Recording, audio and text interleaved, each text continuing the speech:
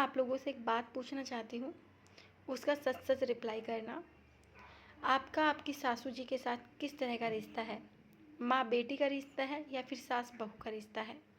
अगर मैं अपने रिश्ते की बात करती हूँ, तो मुझे अपनी सासू माँ अपनी सगी माँ से भी ज़्यादा प्यारी लगती हैं। हमारा रिश्ता एक माँ-बेटी से भी बढ़कर है, जिसमें डाँट, प्यार सब कुछ होता है। मैंने बहुत सारे लोगों को देखा है, बहुत सारी बहुओं को देखा है, बहुत सारी सासों को भी देखा है कि वो किस तरह से एक दूसरे की बुराई करती हैं किसी किसी के सामने। लेकिन हमारा रिश्ता ऐसा नहीं है। तो गुड मॉर्निंग दोस्तों, एक नए व्लॉग में आपका बहुत बहुत स्वागत है। आज की व्लॉग की शुरुआत मैं सुबह 7 बजे से कर रही हूँ। सुबह उठ के मैं 6 बजे सबसे पहले वॉक पे जाती हूँ, क्योंकि प्रेगनेंसी का 5 मंथ स्टार्ट हो चुका है और वॉक करना काफ़ी ज़्यादा ज़रूरी है।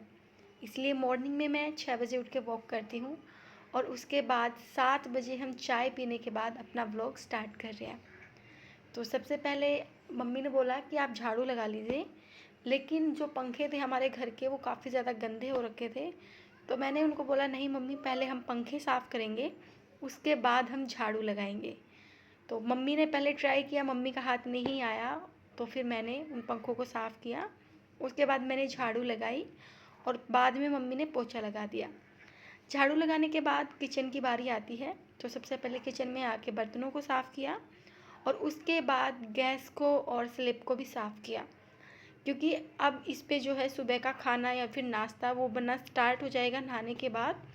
तो उससे पहले अपनी किचन की क्लीनिंग करना ज़रूरी होता है। किचन की क्लीनिंग के बाद अपने बेडशीट को अच्छे से बिछाया और उसके बाद मैं नहाने चली गई। नहाने के बाद जैसे ही मैंने किचन में एंट्री की, तो देखा कि बहुत सारी चींटियाँ निकल रही हैं और चींटियाँ पैरों के नीचे ना आ जाए, कोई दब के मर ना जाए, इसलिए मैंने जहाँ से ये चींटियाँ निकल रही थी वहाँ पे थोड़ी हल्दी डाल दी थी, जिससे कि जो चींटियाँ हैं वो रुक जाए उधर की उधर। और हल्दी से जो है चींटियाँ वो बंद भी हो जाती है निकलनी, तो इसलिए मैंने यहाँ पे हल्दी का यूज़ किया है। सबसे पहले बारी आती है पूजा के बर्तनों को साफ़ करने की। तो यहाँ पे मैं नहाने के बाद बर्तनों को साफ़ कर रही हूँ और पूजा के बर्तन जो होते हैं वो नहाने के बाद ही साफ़ करने चाहिए। तो इनको साफ़ करने के लिए मैं कभी कभार पीताम्बरी का यूज़ करती हूँ, कभी कभार मैंने मिट्टी का पाउडर बनाया हुआ है उसका मैं यूज़ करती हूँ। तो आज मैं पीताम्बरी का यूज़ कर रही हूँ, क्योंकि जो घंटी है वो काफ़ी ज़्यादा ख़राब हो चुकी थी, काली हो चुकी थी, और पीताम्बरी से जो हमारी घंटी है पीतल की वो अच्छे से चमक जाती है। पूजा के बर्तनों को अच्छे से साफ़ करने के बाद मैंने पूजा पाठ की। तब तक 9 बज गए थे और 9 बजे काफ़ी ज़्यादा भूख लगी आई थी हमें। तो मैंने सबसे पहले यहाँ पे बनाना शेक बनाया है, जिसके लिए मैंने 2 किलो का यूज़ किया है। और बनाना शेक वो पीने के बाद ना आपको 2 घंटे कुछ भी खाने की ज़रूरत नहीं पड़ती है, क्योंकि 2 घंटे तक ये आपकी भूख को कंट्रोल करने में मदद करता है। तो सबसे पहले मैंने किचन के जो बर्तन हैं जो कि साफ़ करके रख दिए थे उसको लगा दिया है बर्तन स्टैंड में, और उसके बाद केले का यहाँ पे मैंने जूस तैयार किया है। केले का जूस मैं 2 गिलास बनाती हूँ, एक मम्मी के लिए और एक अपने लिए। तो सबसे पहले मम्मी के दूध में से हम पहले कान्हा जी का भोग लगाते हैं, ताकि जब तक मम्मी नहा करके पूजा पाठ करती है तब तक कान्हा जी उसमें भोग लगा लेते हैं, और उसके बाद भोग का जो जूस होता है वो मम्मी पी लेती हैं।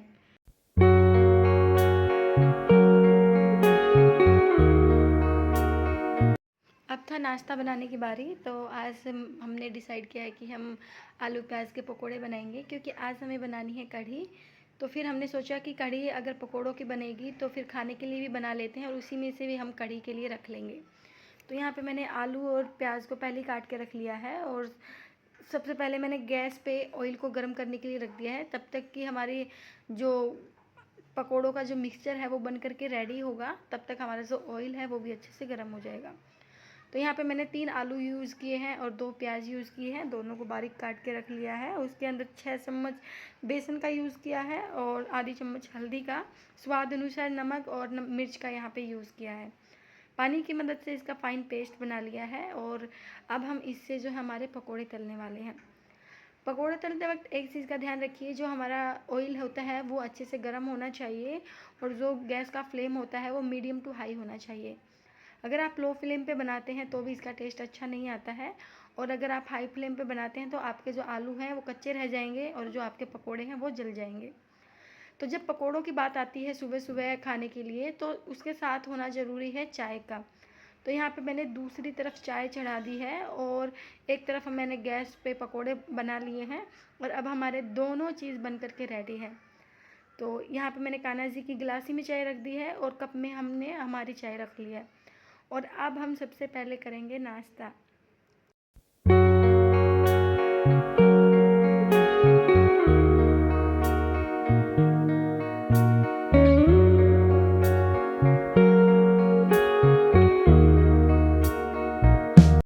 जब आप किचन में खाना बनाते हैं तो उसके साथ बहुत सारे बर्तन भी हो जाते हैं, तो कोई भी काम करने से पहले मैं कोशिश करती हूँ कि जो बर्तन हुए हैं उनको क्लीन करूँ और जो बर्तन मैंने साफ़ करके ऑलरेडी रख दिए थे उसको मैं बर्तन स्टैंड में सेट कर दूँ। इससे क्या है कि जो आपकी किचन है वो बिखरी बिखरी नहीं लगती है और आपकी जो किचन है वो नीट एंड टाइडी भी लगती है। तो इसलिए मैं कभी भी जो झूठे बर्तन हैं उनको छोड़ती नहीं हूँ सिंक में, हमेशा उनको साफ़ करके ही रखती हूँ। और इसके साथ साथ मैं सिंक को भी अच्छे से वॉश करती हूँ और सिंक के आसपास के एरिए को भी अच्छे से क्लीन करती हूँ। तो अब जो हमारा तेल है वो भी ठंडा हो चुका है, तो अब हम इसको छान के रखेंगे क्योंकि इसमें बहुत सारे अभी भी जो बेसन के टुकड़े हैं वो इसके अंदर है। तो जब तक बेसन के टुकड़े इसके अंदर रहेंगे हम इसको कोई दूसरी सब्ज़ी में भी यूज़ नहीं कर सकते। तो इसलिए इस तेल को मैं छान करके रख रही हूँ। और जो ये कढ़ाई है ये मैंने वॉश नहीं की है क्योंकि इसी में अब हम सब्ज़ी भी बनाने वाले हैं। और आज ना मेरा मन है कि मैं अपने गैस की जो ना डीप क्लीनिंग करूँ, यानी कि उसके ऊपर से तो हम हमेशा ही साफ़ करते हैं लेकिन जो उसके बर्नर्स होते हैं उसको हम कभी भी साफ़ नहीं करते हैं। तो आज मैंने डिसाइड किया है कि आज मैं उसके बर्नर्स को भी क्लीन करूँगी। तो आप अपने गैस के बर्नर्स को कैसे क्लीन कर सकते हैं उसकी सिंपल सी ट्रिक मैं आप लोगों के साथ शेयर कर रही हूँ। आपको आपके गैस के बर्नर लेने हैं, किसी भी बर्तन में रख देने हैं और गर्म पानी से उस बर्तन को ऊपर तक फिल करना है जिससे कि वो बर्नर्स हैं वो अच्छे से पानी में डूब जाएं। इसके बाद आपको 1 चम्मच या 1 सैशे इनो का लेना है, उसके अंदर डाल देना है और साथ में 1 नींबू का रस भी उसके अंदर डाल देना है और इसको 20 से 25 मिनट तक इसके अंदर ही मतलब पानी के अंदर ही भिगो करके रखना है, किसी भी बर्तन से ढक करके। और 20-25 मिनट आप देखेंगे जो आपके बर्नर्स की जो गंदगी है आप देख सकते हैं यहाँ पे साइड में आ गई है। और जब हम बर्नर्स को क्लीन करते हैं अपने हाथों से तो भी उसकी बहुत सारी जो गंदगी है वो निकलती है। तो यहाँ पे क्लीन करने के लिए मैं जो है नींबू का टुकड़ा ले रही हूँ, जो कि हमने नींबू पानी में यूज़ किया था और उसी टुकड़े से हम इस गैस के बर्नर्स की क्लीनिंग कर लेंगे। और मैं अपने बर्नर्स की क्लीनिंग महीने में 1 बार ज़रूर करती हूँ, जिससे क्या है कि जो मेरी गैस है वो थोड़ी अच्छी सी साफ़ साफ़ सी लगती है और ऐसी लगती है कि जैसे आपने अभी नई इसको मार्केट से ख़रीदा है कुछ ही दिन पहले। तो इस तरह से आप अपने गैस की क्लीनिंग कर सकते हैं, डीप क्लीनिंग कर सकते हैं और आप अपनी गैस को हमेशा के लिए नया रख सकते हैं। तो ये वाला तरीका कैसा लगा एक बार और कमेंट में लिख के ज़रूर बताइएगा और कौन कौन इस मेथड को फॉलो करता है पहले से भी, वो भी एक बार कमेंट में लिख के ज़रूर बताइएगा।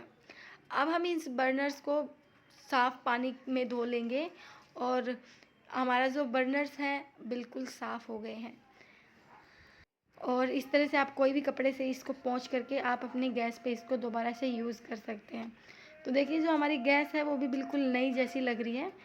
तो अब बारी आती है कढ़ी बनाने की। तो यहाँ पे अब मैं कढ़ी बनाने के लिए 4 से 5 लहसुन की कलियों को बारीक काट लिया है और एक छोटी सी प्याज ली है। साथ में जो पकौड़ी बनाई थी वो रख ली है और साथ में यहाँ पे मैंने थोड़ी सी लस्सी ली है क्योंकि अभी जो घर पे हैं वो सिर्फ मैं और मम्मी ही हैं। तो हस्बैंड अभी कोची गए हुए हैं, तो उनको वो आएंगे 2 तारीख को। तो इसलिए हम क्या करते हैं कि एक ही बार में सब्ज़ी बना लेते हैं एक ही टाइम पे। और जब हस्बैंड होते हैं तो उनको दोनों टाइम ताज़ा ही सब्ज़ी बनी हुई पसंद आती है। तो हम क्या करते हैं कि एक ही बार में सब्ज़ी बना लेते हैं तो ताकि जो शाम का खाना है वो जल्दी बन जाता है। तो यहाँ पे मैंने बेसन को घोल लिया है लस्सी में। तो यहाँ पे मैंने 2 चम्मच बेसन का यूज़ किया है क्योंकि जो लस्सी है वो काफ़ी ज़्यादा कम ही है। और तेल अच्छे से जब गर्म हो गया तो यहाँ पे मैंने हींग डाल दी है थोड़ी सी और यहाँ पे मेथी दाना का यूज़ किया है। मेथी दाना जब अच्छे से चटक गया तो उसके बाद मैंने लहसुन को डाला है और लहसुन जब अच्छे से पक गया उसके बाद मैंने यहाँ पे प्याज को डाला है। और यहाँ पे कुछ सिंपल मसाले लिए हैं और जिनका पेस्ट पानी की मदद से बना करके यहाँ पे मैंने कढ़ाई में इसको भी डाल दिया है। जब मसाले अच्छे से पक गए तब मैंने यहाँ पे लस्सी को डाल दिया है और इसको हम तब तक चलाएंगे तब तक कि इसमें उफान नहीं आएगा। अगर हम इसको चलाना बंद कर देते हैं तो हमारी जो कढ़ी है वो फट जाती है। तो जब आपकी कढ़ी में अच्छे से उफान आ जाता है तो आप यहाँ पे पकौड़ी डाल सकते हैं और इसको बिल्कुल मीडियम लो फ्लेम पे 10 मिनट तक पकने देंगे। और 10 मिनट बाद जो हमारी कढ़ी है वो बन करके रेडी है। तो लास्ट में मैं यहाँ पे कस्तूरी मेथी और थोड़ा सा गरम मसाला डाल रही हूँ और उसके बाद मैं गैस को बंद कर दूँगी। आज कढ़ी के साथ हम चावल खाएंगे और चावल हम जब खाना खाएंगे ना 1 या 2 बजे, तभी हम फ्रेश उनको बना करके खा लेंगे। तो अभी 12 बजने वाले हैं और अब मैं ट्राई कर रही हूँ अपनी जो अलमारी है उसको अच्छे से अरेंज करने की, क्योंकि इसमें बहुत सारे ऐसे कपड़े हैं जिसको मैं यूज़ नहीं करती हूँ और बहुत सारे ऐसे कपड़े हैं जिसको कि अभी प्रेस करना है और अपनी अलमीरा को जो है थोड़ा सेट भी करना है। तो इसलिए सबसे पहले मैं अपनी जो छोटी सी अलमीरा है जो कि आर्मी क्वार्टर्स में आपको मिलती है देखने को, उस अलमीरा में से अपने सारे कपड़ों को मैं बाहर निकाल रही हूँ। और हाँ, ये जितने भी काम है ना मैं कंटिन्यू नहीं कर रही हूँ, थोड़ा थोड़ा रेस्ट करने के बाद कर रही हूँ। और ये जो व्लॉग है ये 2 दिन का व्लॉग मिक्स करके मैं आप लोगों के साथ शेयर कर रही हूँ। यानी कि ये मैंने कल भी शूट किया था और आज भी शूट किया है। एक दिन में इतना लंबा व्लॉग मैं शूट नहीं कर पाई, तो इसीलिए ये 2 दिन की वीडियो एक ही वीडियो में मैं दिखाने की कोशिश कर रही हूँ। तो सारे कपड़ों को मैंने बाहर निकाल लिया है। अब इनमें कुछ ऐसे कपड़े हैं जो कि मैंने पॉलीथिन्स में रखे हैं कि जो मेरे फिट नहीं आते हैं, यानी कि अब मैं उनको नहीं पहन पाती हूँ। पहले मैं बहुत ज़्यादा कमज़ोर थी और काफ़ी वीडियो में देखा भी होगा। और अभी भी प्रेगनेंसी के दौरान भी जो मेरा वेट है ना वो अच्छे से गेन नहीं हो रहा है, वो धीरे धीरे होगा। और प्रेगनेंसी जब मैंने कंसीव की तो मेरा जो वेट था ना वो 44 केजी था, यानी कि मैं इतनी ज़्यादा कमज़ोर थी। और अभी थोड़ा बहुत जैसे कि वज़न बढ़ा है या फिर जैसे कि बेबी बम्प दिखने लग गया है। तो जो पुराने कपड़े थे जो कि पहले मेरे फिट आते थे जो अब नहीं आते हैं, तो उनको मैंने क्या किया है ना कि पॉलीथीन्स में डाल करके रख दिया है ताकि उनको मैं बाद में यूज़ कर सकूं या फिर किसी को डोनेट कर सकूं जो कि वो बाद में पहन सके। और जो मेरी चुन्नियाँ थी, जितने भी दुपट्टे थे ना, उनको मैंने एक कपड़े के बैग में ही अच्छे से सेट करके रख दिया है ताकि पूरी अलमारी में वो फैले फैले ना लगे। और एक जितन मतलब जो भी दुपट्टा आपको लेना है आप डायरेक्ट उसमें से ले सकती है। तो यहाँ पे देखिए जो कपड़े प्रेस होने के थे वो मैंने प्रेस के लिए बाहर रख दिए हैं और जो कपड़े प्रेस होने वाले नहीं थे वो मैंने अंदर रख दिए हैं। और ये वाला जो मेरा पर्स है ना ये मुझे गिफ्ट में मिला था। यहाँ पे जैसे पार्टी होती है, फैमिली पार्टीज़ होती हैं, तो वहाँ पे आपको गिफ्ट मिलता है। तो ये दोनों जो पर्स मुझे मिले थे ना ये उस फैमिली पार्टी में ही मिले थे। तो अब जो प्रेस के कपड़े थे वो मैंने बाहर रख दिए हैं। जो टाइट कपड़े हो गए थे उनको मैंने अच्छे से जो है पॉलीथीन में डाल डाल के रख दिया है। और अब हम सभी कपड़ों को इसके अंदर सेट करेंगे। तो जो ऊपर वाला खन है उसमें मैं अपने पर्स को रख रही हूँ और अपनी मेकअप किट को रख रही हूँ। और इसके साथ मैं एक ये शूज़ बॉक्स का यहाँ पे यूज़ कर रही हूँ जिसमें कि आप अपना अंडर गारमेंट्स वगैरह रख लेती हूँ मैं यहाँ पे। और ऊपर की जो अलमीरा है उसको मैं कवर कर देती हूँ इसी तरह से। और यहाँ की अलमारी में मैं जो डेली वियर जो अपने कपड़े पहनती हूँ वो यहाँ पे अभी मैं रख रही हूँ सेक्शन वाइज डिवाइड।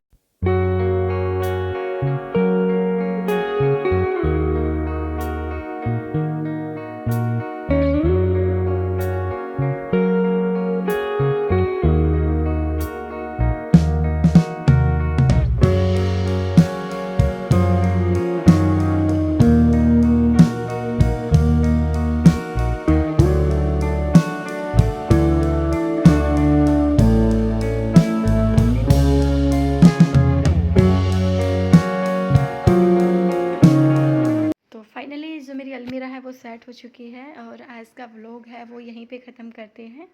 मिलते हैं आपसे नेक्स्ट व्लॉग में, तब तक के लिए बाय बाय और अपना ध्यान रखिए।